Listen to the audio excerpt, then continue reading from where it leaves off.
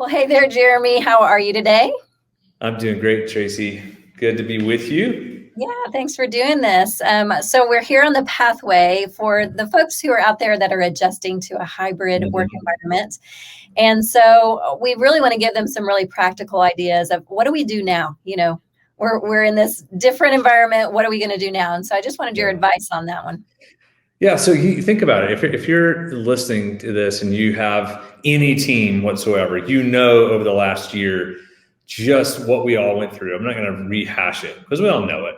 But what happened was the restarting led to a resetting, reimagining, redeveloping, rebuilding. The re word, RE. Put it in front of anything, and that's what we're having to do. Rethink how we do work, right? So what's interesting is the amount of people we work with around the world.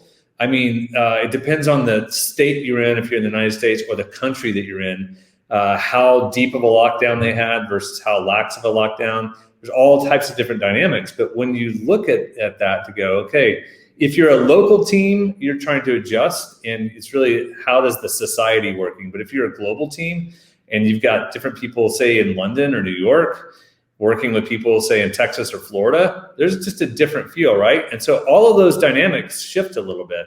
And so there's two words that if you're a manager, if you're a leader, if you're a team leader over any person, two words to just own in this season.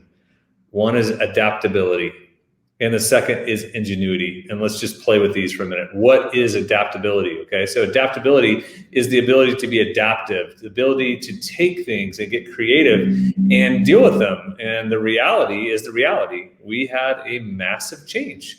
And so your work styles, the way you work, when you work, how you work, all got flipped upside down.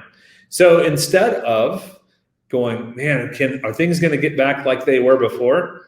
Use this as an opportunity to go, hey, the way it was before probably wasn't best. So be adaptive and use this as an opportunity to trade up, to actually make it better. What was, maybe it was okay, but it wasn't the best. So now use this as an opportunity to become the best.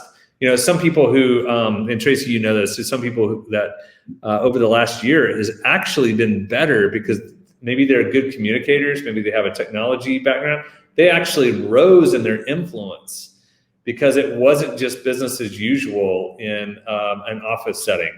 Well, there's some positive things that happen, so make the most of them. But then on the other side of managing people, you have to be adaptable and flexible. And that adaptability gives you a chance to grow your influence. The second is ingenuity. And ingenuity is basically the idea of like best practices. How do you have ingenuity?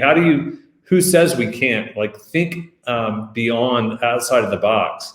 And so if that's the case, then you take adaptability, being flexible, and then ingenuity, which is just creative innovation, and thinking about what does it look like for your team. This is a chance to do things that you've always wanted to do.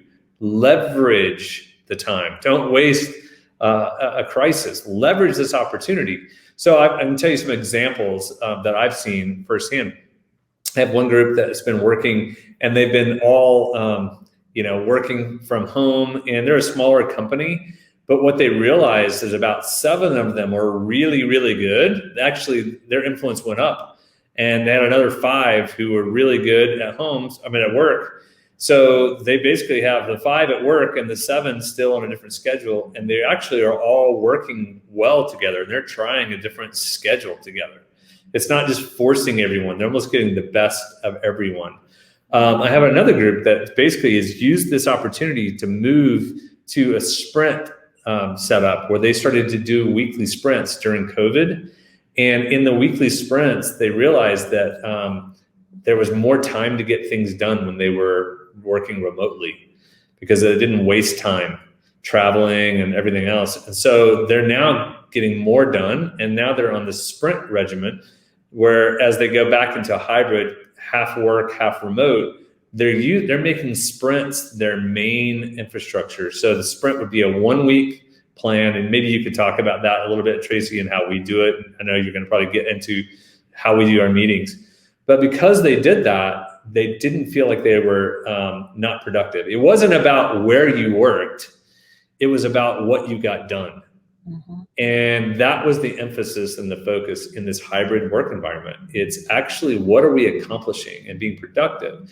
So there you throw out your old ways of thinking. It has to be done like X or Y, because most of us know that actually there's other alternatives, and we experience them. So I think the focus on productivity means be adaptive and flexible, and then have as much ingenuity as possible, so that you as a team leader can start thinking about how to maximize productivity as a team, and that be the focus, not how do I make sure that I can see people during the day and know where they exist. It's interesting with Giant, and when I've employed this, Steve and I employed this in the very beginning. We were a remote business when we first started Giant.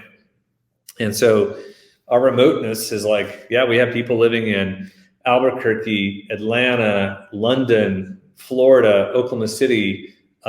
We are all over, and we've been doing that since 2013.